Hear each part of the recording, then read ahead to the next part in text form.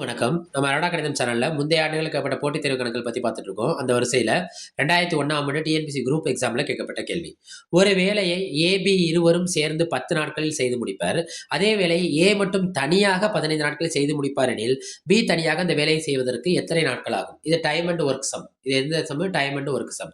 இப்ப என்ன சொல்றாங்கன்னா, ஏவும் பியும் சேர்றாங்க. நாட்களை வேலையா மாத்துறப்ப எதிர்த்தகவு பொருத்த முடியுது. ஃபர்ஸ்ட் ஏவும் பியும் சேர்த்துவோமா? அப்ப ஏ பிளஸ் பிங்கிறது நாட்கள் 10 நாட்கள்னா, அப்ப எதிர்த்தகவு என்ன? 1/10. அடுத்து ஏ மட்டும் அந்த வேலையை எத்தனை நாட்களை செய்து முடிக்கிறான்? 1/15. ஏன்னா 15 நாட்கள் கொடுத்துருக்காங்க. அந்த வேலையா மாத்திரப்ப தலைகீழ் பின்னமாயிரும். இப்ப அவங்க கேட்ட கேள்வி என்ன? பி தனியாக. பி என்ன செய்யணும்? தனியாக. அப்புறம் என்ன அர்த்தம்? இந்த ஏ பிளஸ் பில இருந்து ஏவை கழிச்சிட்டா பாக்கி யார் கிடைப்பாங்க? பி கிடைச்சிருவாங்க. கண்டுபிடிச்சிருமா? எப்படி?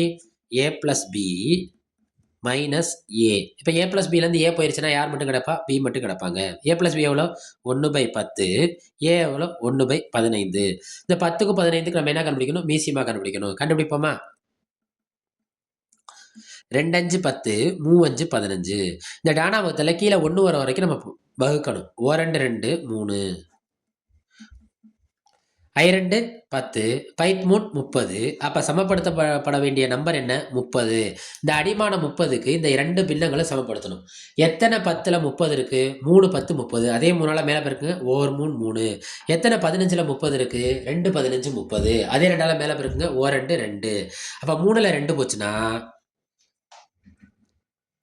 ஏ பிளஸ் பியிலேருந்து ஏவை கழிச்சிருக்கோமா?